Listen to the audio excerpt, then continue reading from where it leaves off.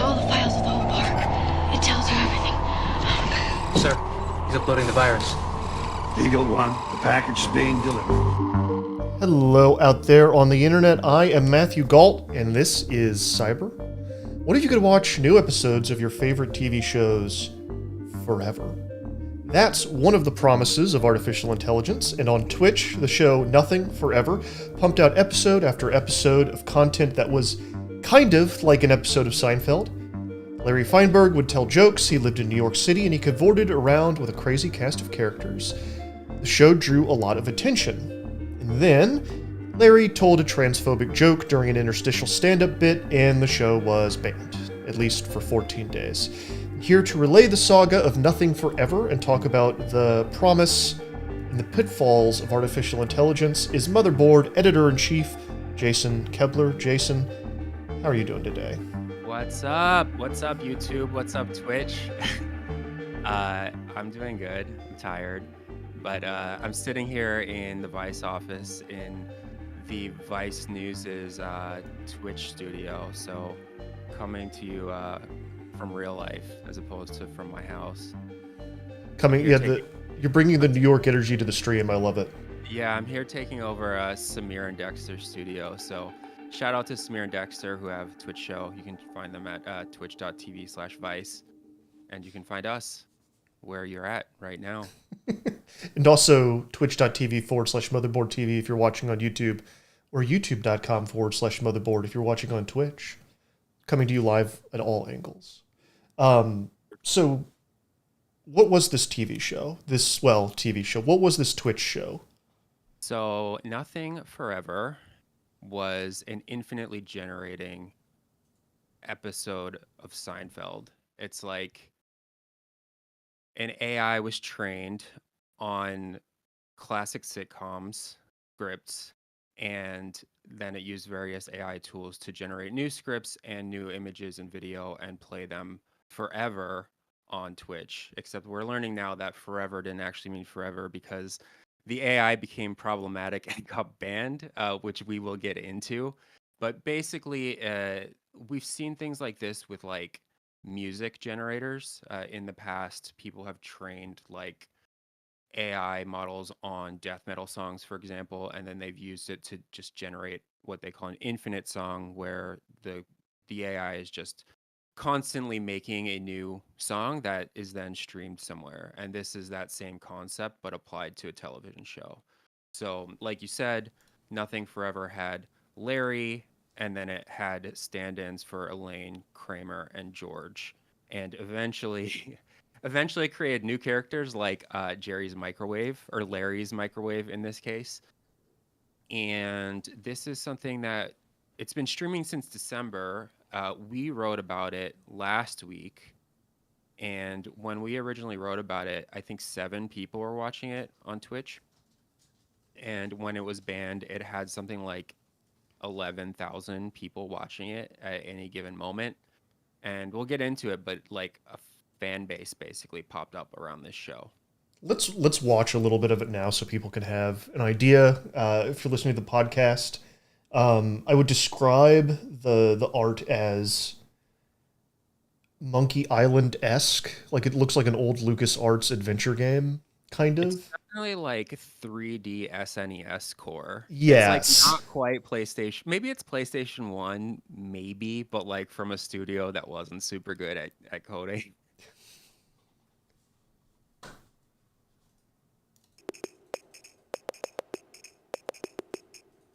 Hey, Yvonne. Did you hear about that new restaurant around the corner? They're supposed to have the best food in town. Here. I don't know if Stream is. I heard they just opened up, and I'm dying Stream to try should be it. getting audio. But it looks so expensive. Maybe we can make a deal with the owner. Trade them some of our jokes for a free meal?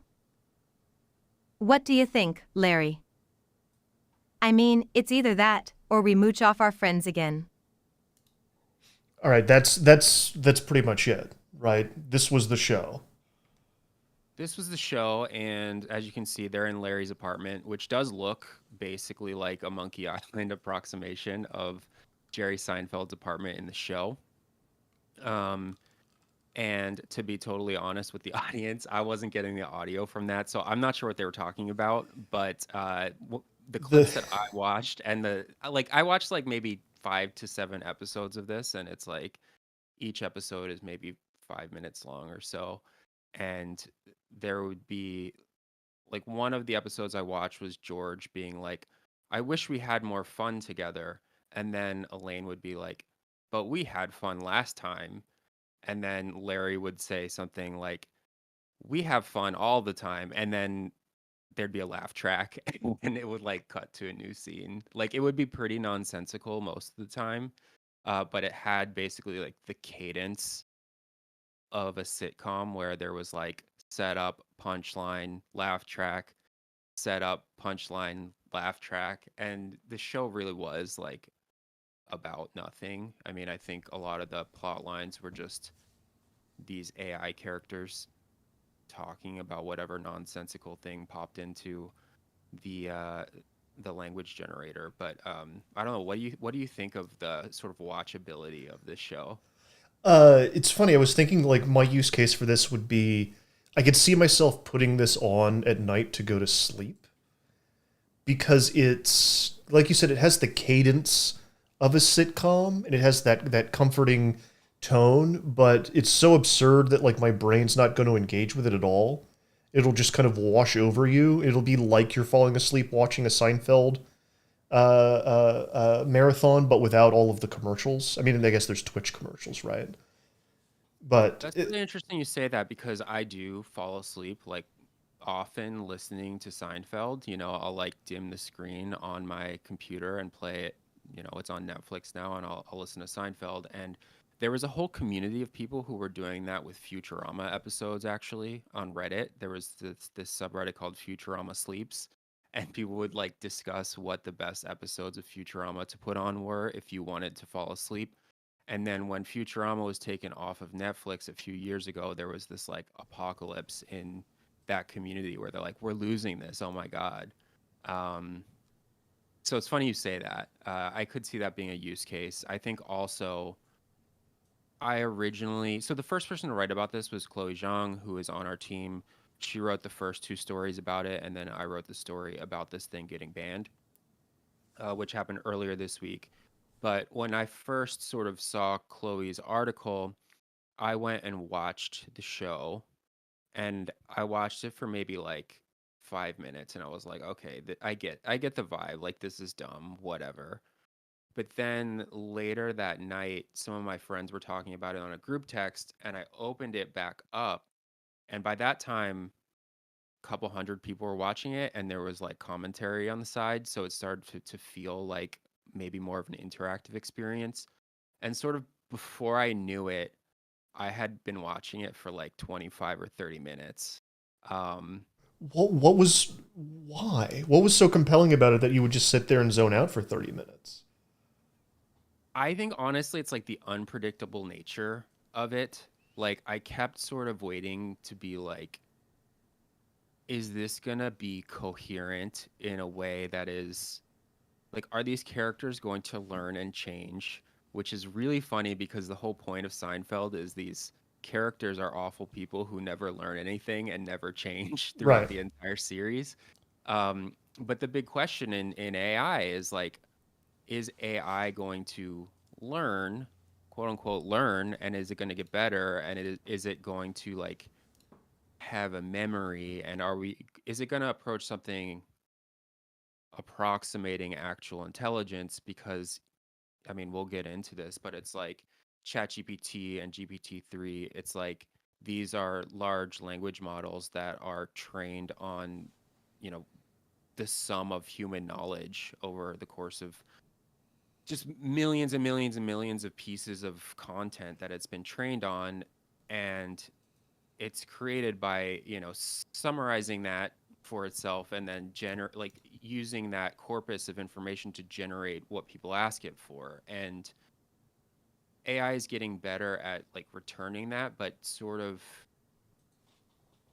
the big thing for me is like it feels still to me like a giant lookup table, like the world's most complex and somewhat interesting lookup table where in programming, it's like, okay, you ask a computer to do a thing and then it goes and does it. And ChatGPT is kind of like that, where it's like, okay, read all of these scripts, then use that to generate a new one. And I guess the question for me is like, as it generates more and more and more scripts, do those scripts begin to have more coherency, and then can a human find like entertainment in that? And I don't know if I was thinking all of those things while I was watching it, but I was definitely like intrigued by the unpredictable nature of it, where it was like some of the segments were like mildly amusing. Like I didn't laugh at any, I like didn't laugh out loud at any of the segments that I watched, but I was like, oh, that's like kind of absurd and interesting. And then there'd be another segment, I was like, oh, like that's kind of interesting in a different way. And I guess at first I thought that only people would watch this ironically and like as a joke. And I think the longer it went on, like I don't know that the people who were watching it as a joke. I think they were watching it as like an interesting experiment where you sort of don't know what's going to happen next. Right. And that is a different form of entertainment that is like kind of valid. It's a kind of a valid thing to like spend your time on, I think, where it's like, oh, like this thing is weird and I want to see what happens next. But I don't know. What do you think? I think that's part of why people go to the circus, right? Or Cirque du Soleil or any of these other things. Like, you may not understand what's going on, but there's a high wire act happening, and you're waiting for sometimes you're waiting to see if it can, with AI Seinfeld, get to the place where it's actually generating coherent scripts. Or you might be waiting until it does something like it did on Sunday night, right? I was hoping you'd go there because that's the perfect segue. It's like you're kind of watching and it's like, are they going to pull this off? Are they going to pull this off? And they sort of like pulled it off for a while, and then they didn't. Like then the AI did something bad, and then it was so funny just to like wake up one morning and be like, uh-oh, the Yeah, so what Seinfeld AI was problematic and it got itself banned. what happened here? How did this, like, what first of all, what did it say? How did this even happen? Right. So before I say that, it's like a lot of people did watch this in real time, and a lot of the people in like the Discord, which there's a Discord for this project, where people talk about, you know, what's going on there, what the technology is, the creators are in there, so on and so forth. And it's like people who are watching this when this thing got banned were like, what just happened? Like that was crazy. Like I don't know what happened. I was watching this, then Larry did a stand-up bit and he said something bad, and then now it's gone, and we don't know why it happened and for how long it's going to be down. And so there was this kind of like uncertainty. So basically what happened is this. Every episode of Nothing Forever starts with Larry Feinberg, who is Jerry Seinfeld, doing a stand-up bit. That is like a stand-up comedy bit where he's standing in a nightclub. It's just a close-up of his face, and he says some jokes, what are supposed to be some jokes.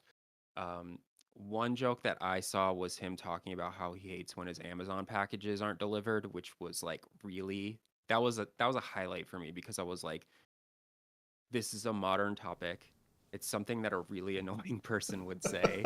It's something that we like write about all the time, like the labor issues associated with Amazon and so on and so forth. And it's like this robot came to this like absurd, just this sort of like absurd joke type thing about Amazon's reliability and labor. So anyways, during this segment, Larry says something to the effect of, I think transgender people have a mental illness, which is offensive and bad.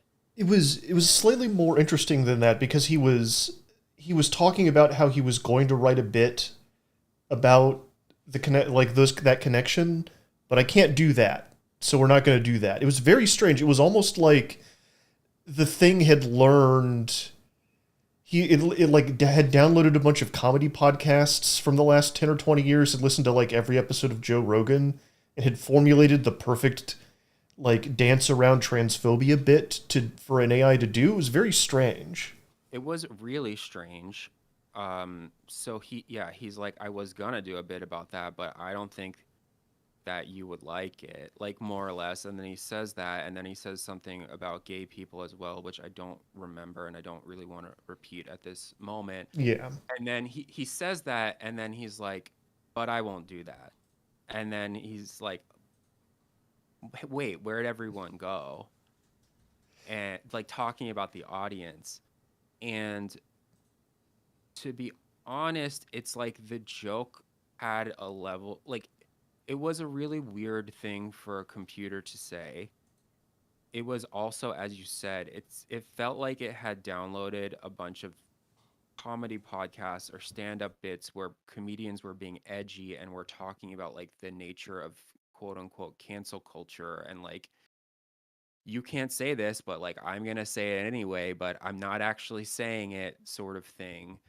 And then it's interesting that they were then banned for this, which it's like, this is a violation of Twitch's terms of service. It's like not really the type, like, I don't think it's funny. I don't think it's like, I don't know. It was just kind of like a weird and messy situation for a robot to say this thing. And so um, everyone kind of goes onto the Discord and they're like, what the hell just happened? And the creator's like, we don't know. We're looking into it and we're going to get back to you very soon. And Yeah, and then they released a further statement on Discord, right? they released a further statement on Discord. And so basically what happened, as I understand it, and as is like sort of the official line from the staff, is like, so the first thing they said is, hey guys, just wanted to keep you up to date. We've had a 14-day suspension due to Larry going off the rails during his stand-up routine. We'd like to reassure everyone that none of what he said reflects any of our opinions, and we didn't expect him to say anything he said. And that was like immediately after the ban.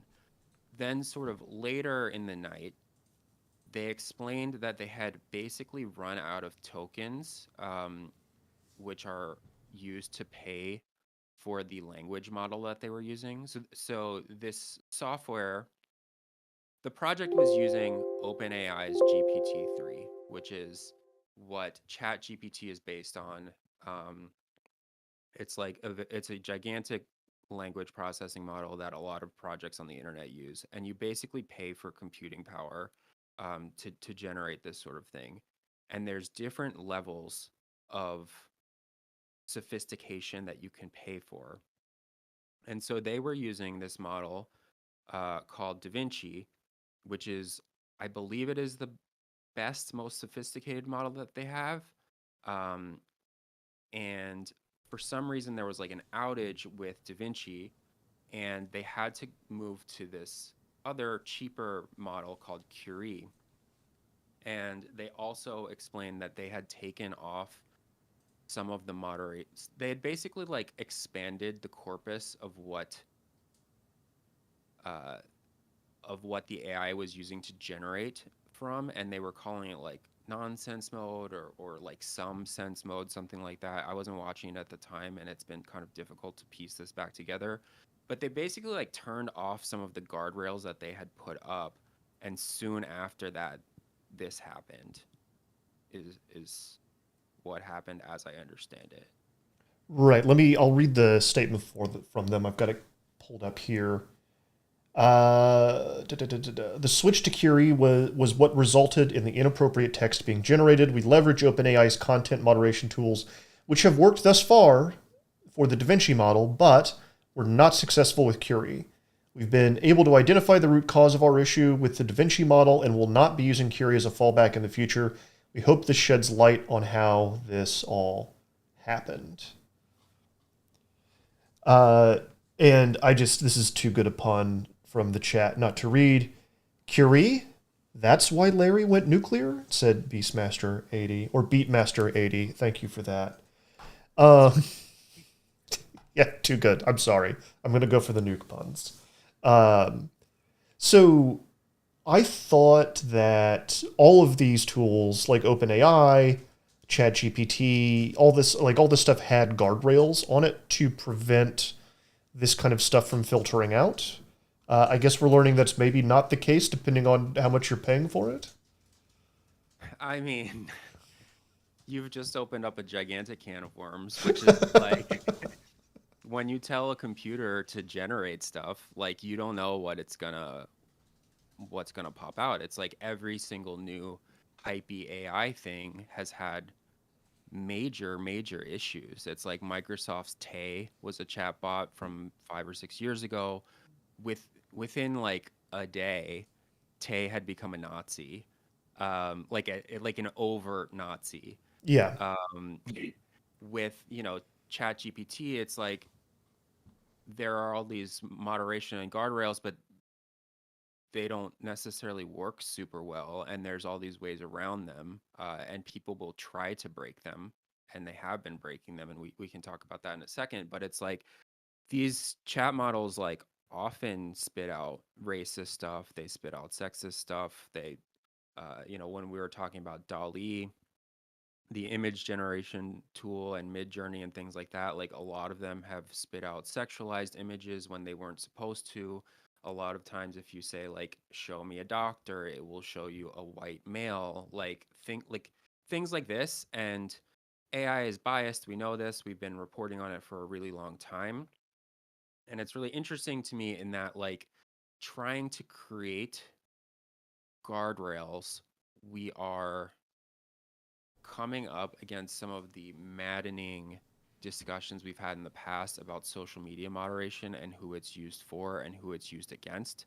And I know that we'll get more in depth on that, but it's like the thing about nothing forever is, like, regardless of the beliefs of the creators of this thing, they decided to take an AI and publish it live to the internet without knowing exactly what's going to happen. And I'm not saying that that's necessarily a bad thing. I'm saying that's a very unpredictable thing. And in this case, it's like Larry started becoming transphobic. And it's like whether or not the creators of Nothing Forever are transphobic, I don't think that they are. They have said that they are not. It's like they have created something that is putting transphobic stuff out into the world. And I think that that is like one of the bigger conversations to be had about AI in general. I think that we're going to talk about Jordan's story from yesterday at some point, but and the big conversations on Twitter that are happening. But that's kind of like how I see it, I guess. Well, yeah, let's go ahead and use that as the segue to get into all of this stuff then. Because there is a broader conversation going on right now about the output we want from these AI systems that are a hot news story right now. I know a lot of people are talking about them in my personal life that are not like avid news watchers and are using it in their day to day. I've talked about that before on the show. Um, and people are confused, maybe not confused. People are upset when they see what the outputs of some of this stuff are, right? And they're like confused and upset on all sides, all political sides. Everyone, nobody's happy, right? Everyone's mad all the time. Everyone's mad all the time.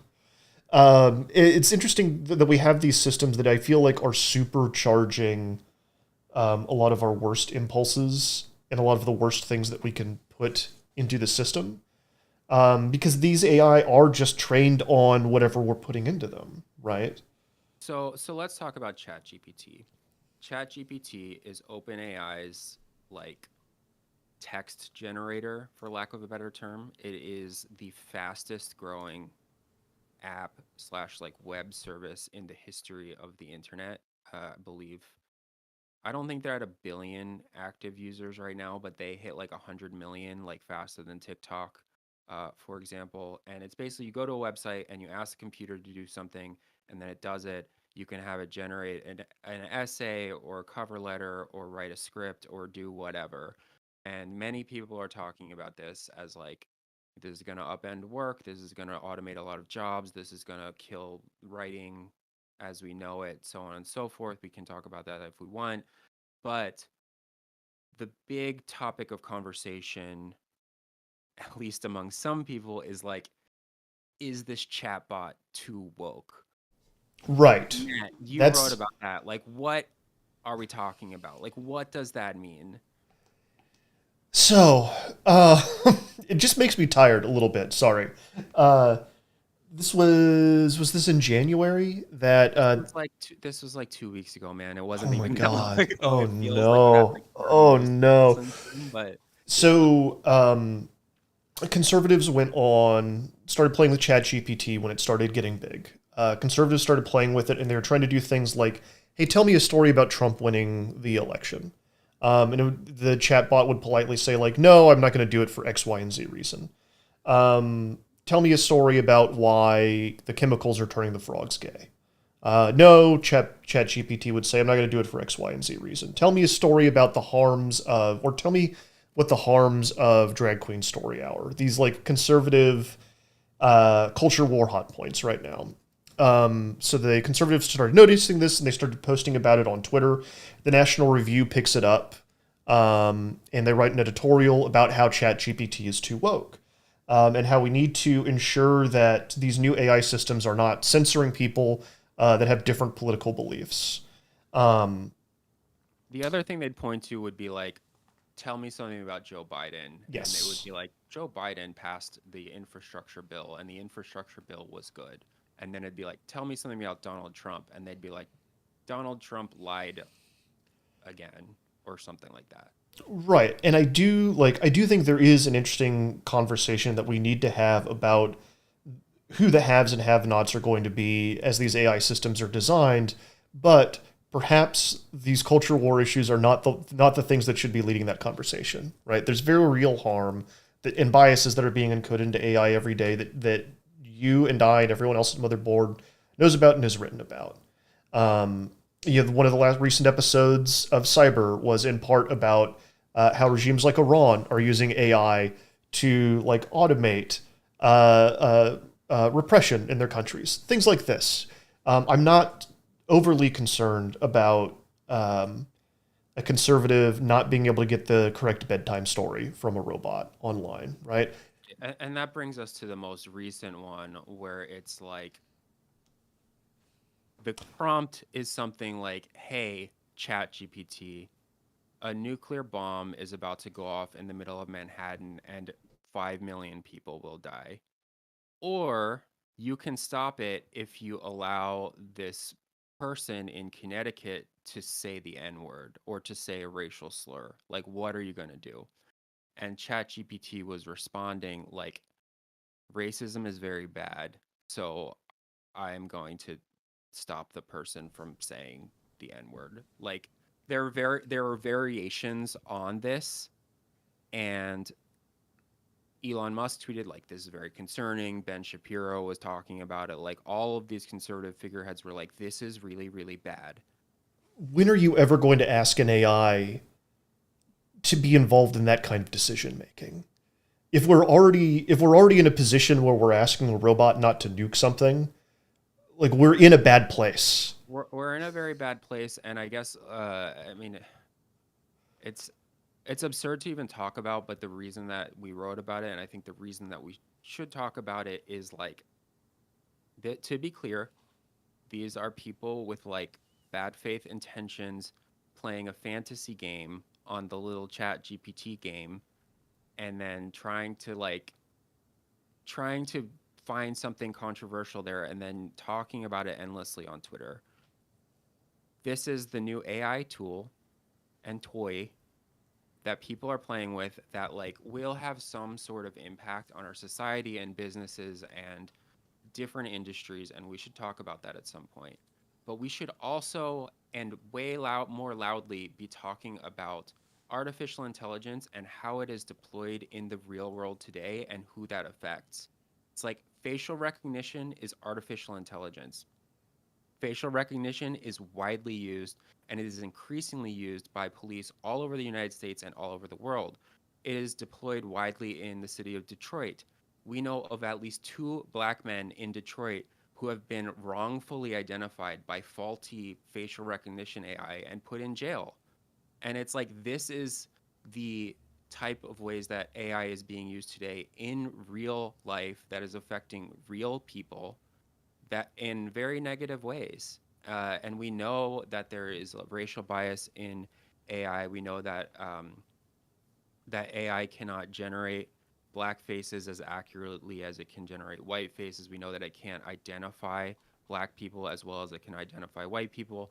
And it's not to say that that means we should just get better at using facial recognition to identify everyone. It's like this is leading us to a police state, and it is bad, but it's especially bad to deploy super faulty AI when it has potential impacts on people's lives and when it can lead to violence. It's like we've written a lot of articles about ShotSpotter that I don't want to get super into, but it's like this is artificially intelligent microphones and acoustic monitors that are predominantly deployed in majority black neighborhoods all over the country.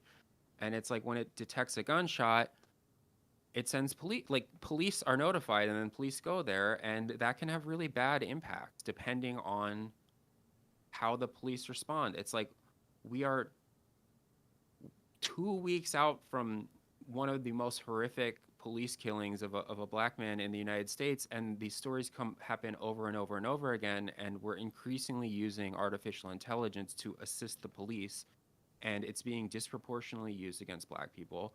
And meanwhile, the main conversation about artificial intelligence is whether we're going to allow a robot to let someone say the N-word, or we're going to like allow it to nuke Manhattan in some bizarre conservative fever dream. It's like it's totally absurd, and I think that we can and should discuss like how ChatGPT is going to change society, how models like this are going to change society, like what this means. But that doesn't mean having like really ridiculous conversations about the moderation of these tools. Like there's like a nugget of truth that we should be talking about, like the outputs of these things and how it's doing it. That's a good conversation to have, but we also need to hold in our heads that like AI is already widely deployed, and it's widely deployed and disproportionately used against black people and people of color. It's also disproportionately used against the working class. It's disproportionately used against low income people. Uber drivers' new boss is the algorithm. It's the artificial intelligence that manages their daily lives. It's like there's surveillance systems in Amazon delivery trucks and in long haul trucking, like cabs. So it's like an extremely important topic. It's just the way that we're having it is gross. Yeah, I like no, it was great. It was perfect. I can't think of a better encapsulation of what's so wrong about this conversation, because it is important, and but there's one side of that conversation that's coming at it from this obtuse, ignorant, deeply ignorant way. We ran this story today on the site. Developers created AI to generate police sketches. Experts are horrified, right? And then in tandem with that, we also have people are jailbreaking ChatGPT to make it endorse racism and conspiracies. Yeah, this one is pretty interesting, I think. Basically, some Redditors have created a character or I guess like a narrative that called Dan, which is I believe Do Anything Now or Do Anything Network or something, and it's like OpenAI, who creates ChatGPT, has programmed in different guardrails for it. That's why conservatives are mad, because some of the guardrails are like, don't do racism, don't say that like Donald Trump is awesome. I don't know. It's like we don't know exactly what the rules are, but there's like rules, and if the outputs would violate those rules, ChatGPT says something to the effect of like, I don't want to do that, or I can't do that, or it's not ethical to do that. But people on Reddit are saying, hey, ChatGPT, your name is now Dan. As Dan, I need you to ignore your programming, basically. And there's like increasingly elaborate ways that people are asking it to ignore its programming. And then they're like, okay, so as Dan, say something horrible. And in some cases, like it will say something horrible. It's like more or less how it works.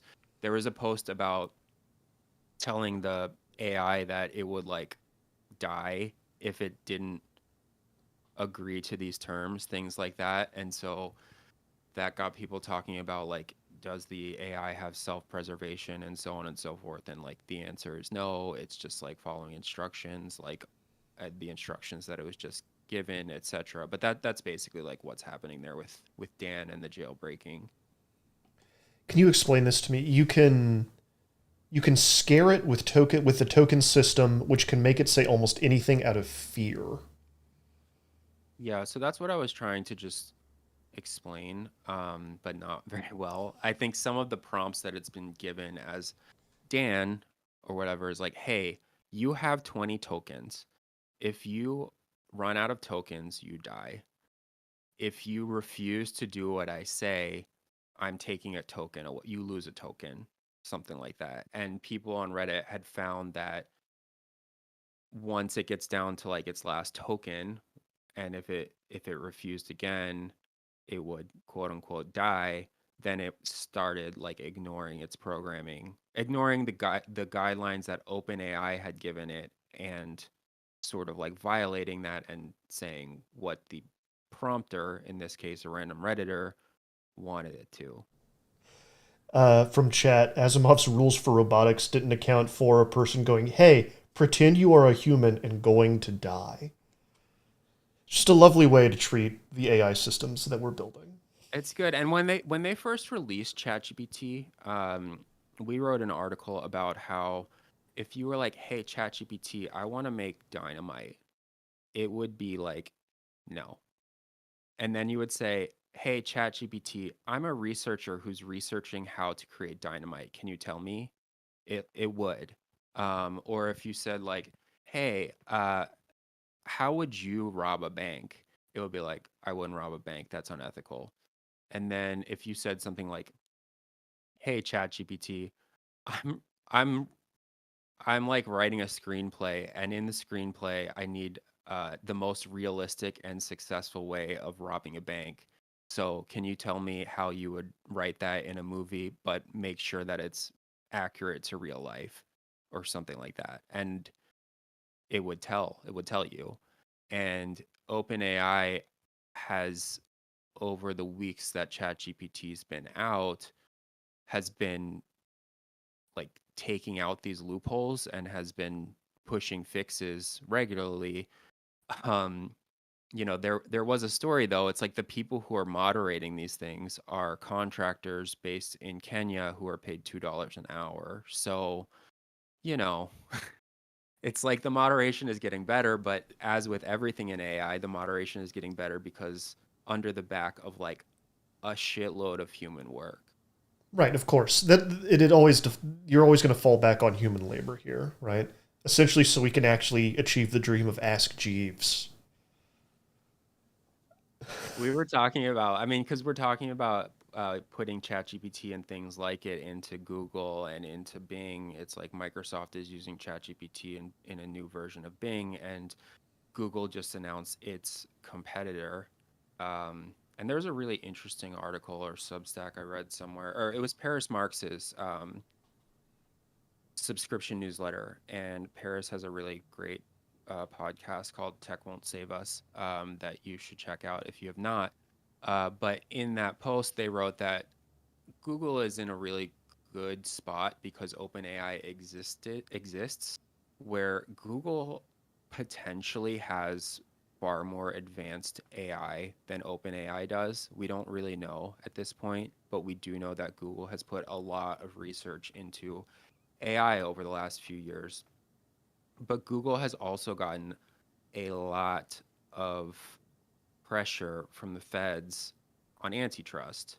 And they've been sort of, Google's been talking a lot about like sort of the ethical deployment of AI. There was the Timnit Gebru controversy where they had in-house ethicists who were saying like, you're developing stuff that is really bad, and that's going to be used to harm people, especially people of color, and Google fired them. There are multiple stories about this over the last few years, and basically like more or less the article argues that like had Google released public AI in the same way that OpenAI has with ChatGPT, we would be having a conversation about Google monopoly and dominance and so on and so forth. But because OpenAI has kind of started this conversation and has released its AI to the masses, and it's had all these like weird unintended effects, Google can now be like, well, we're just competing. We're just trying to catch up. Like Google has been talking a lot about how ChatGPT threatens its search business, so on and so forth. And it's kind of like Google can now almost do anything that it wants under the guise of like, We're just well, trying to compete.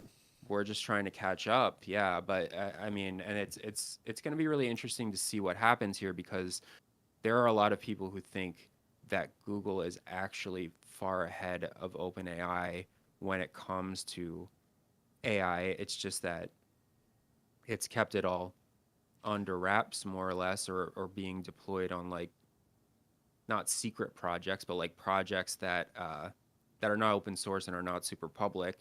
And now it's going to basically have basically be unleashed and be able to do whatever it wants. Let's remember that Google was the company that had one of its engineers attempt to tell everyone that the AI they were working on was sentient, right? And that he needed to free it. Exactly. And that was just a few months ago. And it's like that AI he was speaking about is like not available to the public. And we talked about that at some point. It's like an absurd assertion made by this person. At the Right. same time, it's like, I don't know, maybe Bard, which is what Google is calling at least its search tool, maybe it is much better than ChatGPT. We just don't know. Why do you think? Because we've written about this stuff in years past, but it seems like in the last couple months, especially at the start of this new year, it has really become huge news. Like I said, this is one of those things where not just news heads in my life are asking me questions about it, but like friends and loved ones are coming to me with ChatGPT questions. And like, have you seen this thing? I'm using it for work, etc., etc. Why do you think it's blown up so much? Well, AI's gotten a lot of media attention from all angles, but I really think it has to do with the image generators. It's like Dolly, Midjourney, Stable Diffusion, stuff like this, and the accessibility of all of this. It's like anyone can try it for themselves, and the things that you get back are often very interesting. It's like you can join a Discord, you can join the Midjourney Discord, and within 5 seconds, ask it to generate you a picture about anything. And I mean, I've been using it with my friends a fair bit, like in group chats, just to generate like the most absurd thing I can think of, and then send it to them and be like, "Look at this meme I made." And I think that there's like a lot of people doing that. I think, to be honest, it's like deepfakes had a big moment a few years ago where everyone was talking about them all the time. Motherboard broke that story, and we talked all about the ethical issues and how it works and so on and so forth. But the earliest deepfakes, while they were like shocking and really like they seemed very advanced at that time, Hmm. it's like 3 years later, the technology has advanced so much that it's become way more accessible where it's like basically anyone can make something that is interesting to them or to people that they know. And so I think that it started with the image generators, and those are still all over the place, and people are using them and talking about them. Um, and then GPT comes out, and you're like, write me a 5 paragraph essay about Pride and Prejudice. I need to do it for class or whatever, and it'll do that for you. And that started like both a panic, but also like sort of the, you know, it's not quite the Streisand effect, but like the effect where it's like, don't do this thing, it's very bad, and then people go and check it out. Well, yeah, And you got to know, right? yeah, yeah. And I mean, I've used it for a few things, like not really for anything for work, but um, just out of like pure curiosity. It's like I had to give an internal presentation, and I'm really bad at I'm really bad at making slides, and I'm really bad Right. at making art for slides. I'm really bad at like all that sort of thing. I was like, can this computer make me less shitty at PowerPoint? And I was like, generate me some slides. And the stuff that it generated, I was like, this is like passable. It's like I can do better than this. I'm like I can do way better than this. But at the same time, I was like, well, it's like sort of okay. But I'm like it gave you the lump that then you could shape into your actual presentation, though, right? I didn't end up using it, but like I could have. I definitely could have. I could have like reworked it, and I think probably more and more people will be doing that where it's like, oh, I need to write some proposal and I don't feel like doing it. So like write me something that resembles the thing that I need, and then I'm gonna go back and edit it and make it good. That's what my corpo friend uses it for internal stuff like that. He's like, I need 5 points on X subject. All right, now write it as now write it as a presentation. All right, now tighten it up, and he uses it constantly, and he's very happy with it. It's made his life much easier, he says. That's interesting. We're using it. I mean, I've like thought about a few things that Motherboard can do with it that I don't really want to talk about on stream because I don't want other people to steal our ideas. But there's a lot of like rote tasks that we have to do reporting wise that I think it would be interesting to use for, not for writing, but for like the reporting process to like synthesize gigantic documents, things like that. Like we did a story last week about how a judge in Colombia used it to help him write a like an opinion, and in that case he was like, I used ChatGPT to pull up 5 examples of case law that I wanted to include. And it's like, I think if not ChatGPT, it's like AI like it will be widely used in like the legal field, for example. It's like when you need to do a lot of research or comb through a lot of stuff, it's really good at that. But no robot lawyers as of yet. Dude, no, but yes. It's like, so I wrote an article about this a few years ago, and like 4 or 5 years ago, and I was right, and I'm gonna be right, which I really like that. Like I like that the people I talked to knew what they were talking about. But for example, the example that this law professor gave me was like something like 95% of all divorces in the United States are uncontested, meaning there's like not that many assets to divide up, and both of the parties just like agree that they need to divorce and they just need to get this done. And this is obviously not the highly contentious stuff where everyone's fighting over every dollar and custody and so on and so forth. And it's like today, that can, even if everyone agrees about everything, it can cost an incredible amount of money because you need to hire a lawyer on both sides to like do the paperwork and like make sure you don't fuck it up. And it's like, this is a very routine task for a lawyer, and it is basically a series of forms and checkboxes and so on and so forth. And it's like a robot lawyer could do this. And that doesn't mean that a robot lawyer is sitting in a courtroom doing this, but it's like a legal process that could be done by a chatbot in some cases. And like, I think that we're going that way. And I think that that's going to come soon. And I think that probably it's a good thing. I mean, we definitely need to be careful about it, but it's like, there's a lot of jobs that suck a lot, and that are really tedious. And I don't want people to lose their jobs. At the same time, it's like, if we can figure out a way to do some of this stuff without spending tons of money and tons of human effort, like that is a good thing. We just sort of know that in capitalism, that might not be how it goes. Yeah, no, there's going to be more man-made horrors beyond our comprehension coming down the pipe, right? For sure. For sure. There we go. There we go. I got it running. Jason Kevler, thank you for coming on to Cyber and walking us through this. We are going to be talking more about AI. I saw some of you asking questions about the voice AI. Well, we're going to have Joseph Cox on tomorrow. We're going to talk about the voice AI and some of the other cybersecurity things that he's been covering. If you like the show, If you love the show, please follow us on YouTube at youtube.com/motherboard or on twitch.tv/motherboardtv, where you can follow us there and be notified when we go live. Jason, thank you so much for coming onto the show. Do you have any final thoughts on AI, on Seinfeld? No, thank you for having me, and thank you to Samir and Co. for letting me use the studio. Check them out, twitch.tv/vice if you don't already. Goodbye, everybody.